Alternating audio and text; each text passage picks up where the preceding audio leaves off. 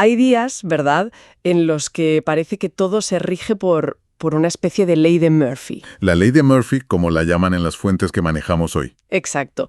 No es que un problema venga solo, es que de repente es una avalancha. Se acumula todo y te deja sin aire. Totalmente.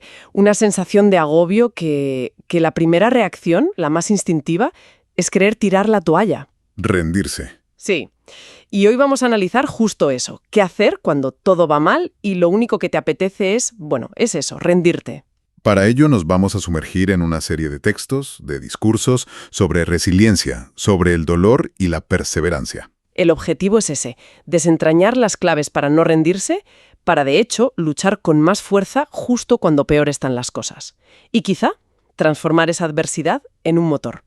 Vale, vamos a desgranar esto. Y es un punto de partida fascinante porque la propuesta de estos textos no es el optimismo ciego. No, para nada. No es un ignora el dolor y sonríe. Es, de hecho, todo lo contrario. Sugieren que el dolor, que el estrés, son elementos necesarios, casi te diría que indispensables. ¿Indispensables para crecer? Exacto.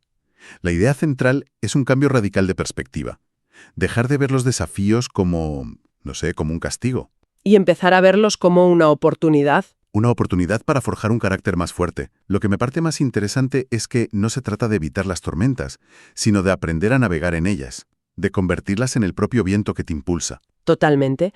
De hecho, la primera idea que proponen es profundamente contraintuitiva. Muchísimo. Te dicen que ese impulso de rendirte, esa vocecita que te dice «basta, no puedo más», Que la hemos oído todas y todos. claro, pues esa voz es en realidad una señal para hacer todo lo contrario.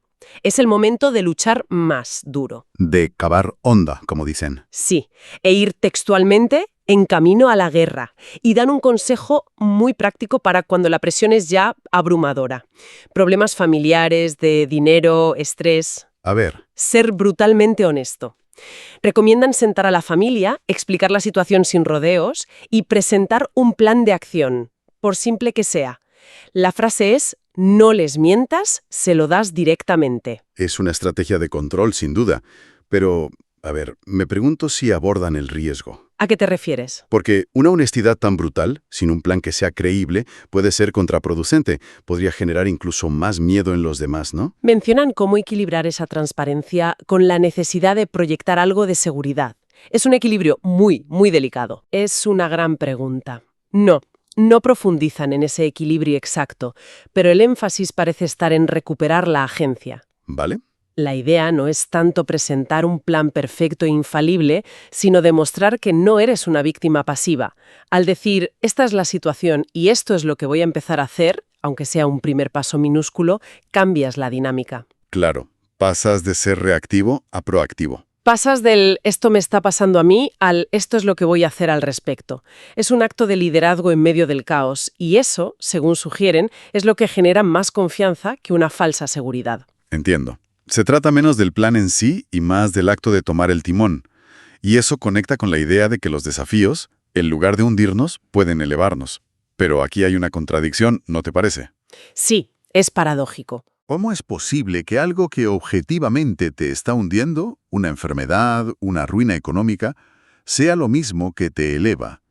Parece que la respuesta la encuentran en cómo lidiamos con la oscuridad misma. Exacto. Y para explicarlo, usan una metáfora que es potentísima, la del túnel oscuro. Me encanta esa imagen. Al principio entras y no se ve absolutamente nada. La desorientación es total. Pero, y aquí está la clave, si tienes el coraje de permanecer allí el tiempo suficiente, tus ojos comenzarán a adaptarse a la oscuridad. Ahí está. Y es en esa adaptación, en esa calma forzosa, donde llega la gran revelación, que para mí es uno de los puntos centrales de todo esto. Aquí es donde se pone realmente interesante. A ver. Tu mente abandona mucho antes que tu cuerpo. Y esa idea choca frontalmente con nuestra experiencia física.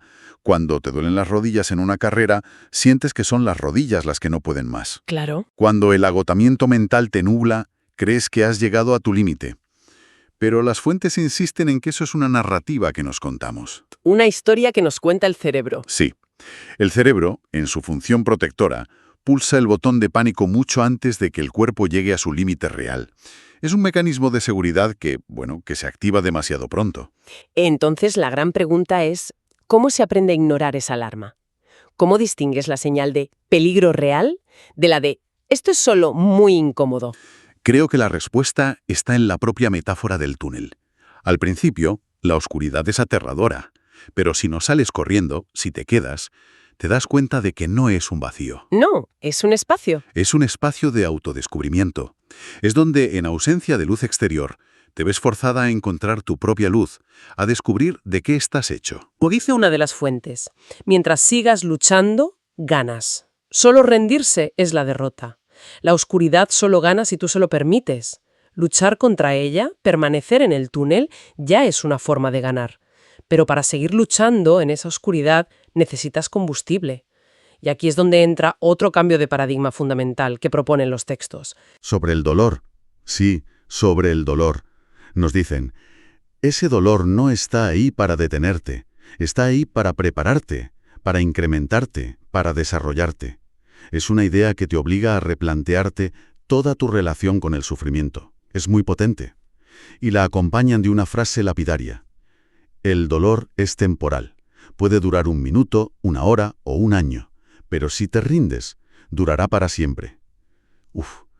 Es más, lanzan un desafío directo. Te desafío a que soportes un poco de dolor. Al final del dolor está el éxito. Aquí es donde introducen el concepto de reciclar tu dolor, que a mí me parece brillante. Suena muy bien, sí.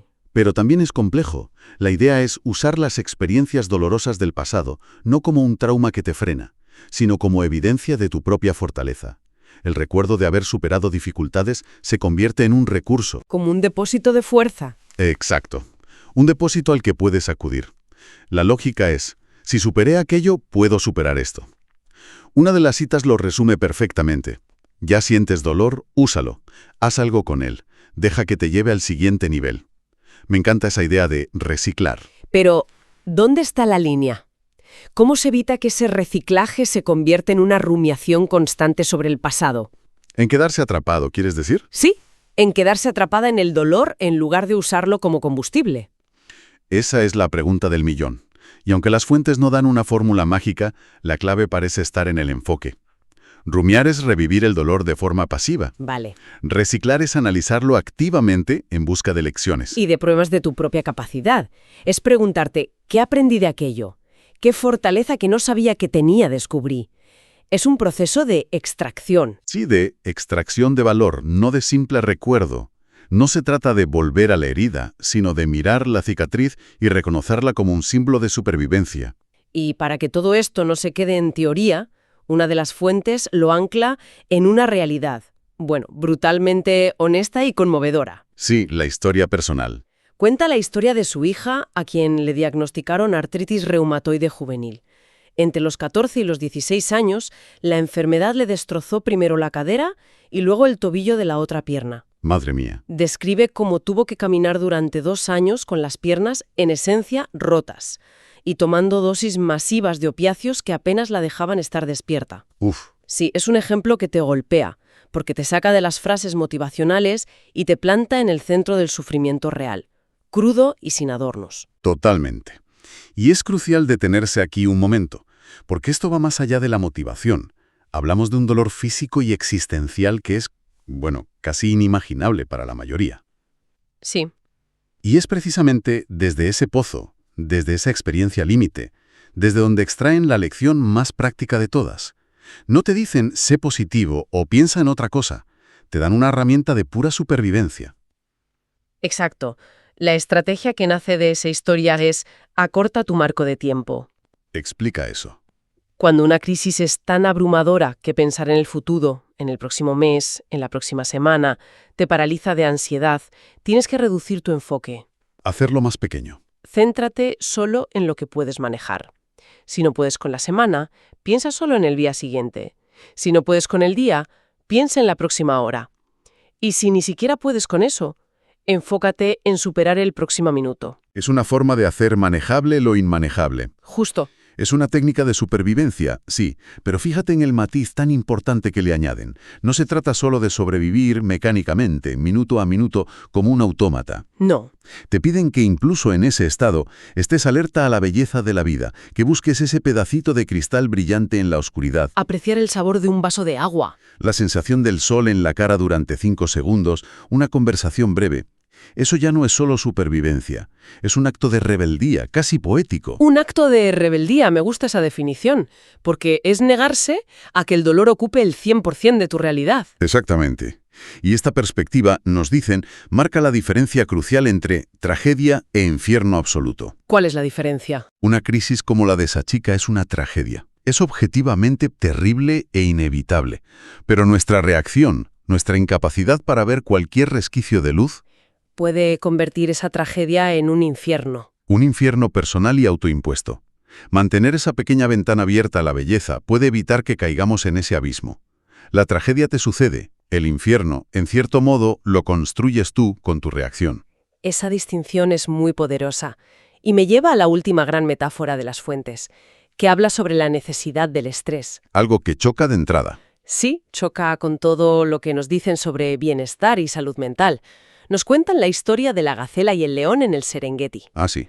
No importa quién seas, si una gacela que debe correr más rápido que el león más rápido, o un león que debe correr más rápido que la gacela más lenta, cuando te levantas por la mañana necesitas estar corriendo. El esfuerzo, el estrés, es universal.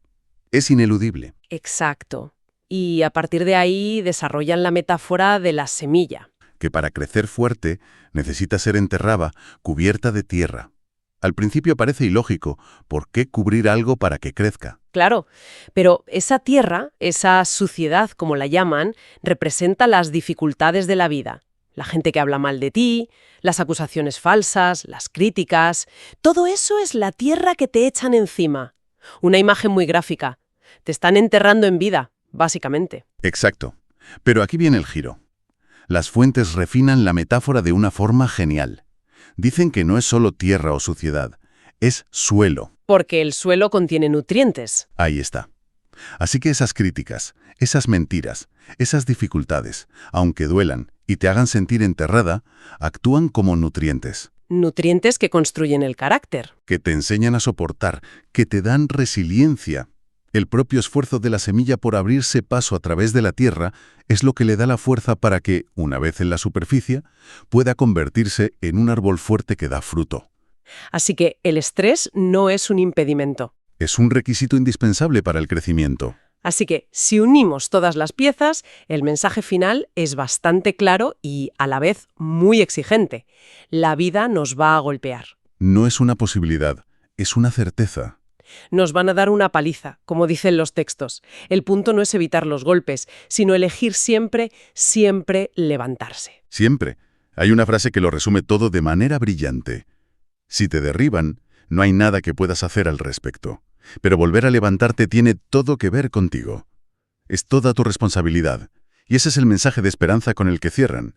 Mientras te despiertas, todavía estás en el juego. Mientras estés viva, aún puedes hacer que suceda. Es una síntesis perfecta del espíritu de estos textos. Las lecciones clave que hemos desgranado son esas. Reinterpretar el dolor como un catalizador, no como una señal de stop. Reducir el enfoque temporal cuando la crisis nos desborda. Y aceptar el estrés y la dificultad no como un fallo del sistema, sino como una parte esencial de nuestro propio desarrollo. Hemos visto que la mente puede ser nuestra mayor saboteadora. Sirva. De permanecer en la lucha ya es una victoria. Y que el dolor del pasado puede ser una fuente de poder para el futuro. Entonces, después de toda esta inmersión, ¿con qué nos quedamos? ¿Cuál es la idea final que debería resonar? Pues la reflexión final que nos dejan estos textos es muy potente. Y se basa en esa idea de que podemos hacer las cosas terribles aún peores con nuestra reacción. La diferencia entre tragedia e infierno. Exacto. Nos recuerdan que entre una tragedia y un infierno hay un espacio, a veces minúsculo, pero un espacio, al fin y al cabo, que controlamos nosotros. Nuestra elección, sí. Entonces, la pregunta que queda en el aire para quien nos escucha es, ante la próxima dificultad inevitable, sabiendo que la mente nos traicionará y el dolor será real, ¿Cuál será esa pequeña lección consciente para mantener esa dificultad en el ámbito de lo trágico sin dejar que nuestra propia reacción la convierta en un infierno personal?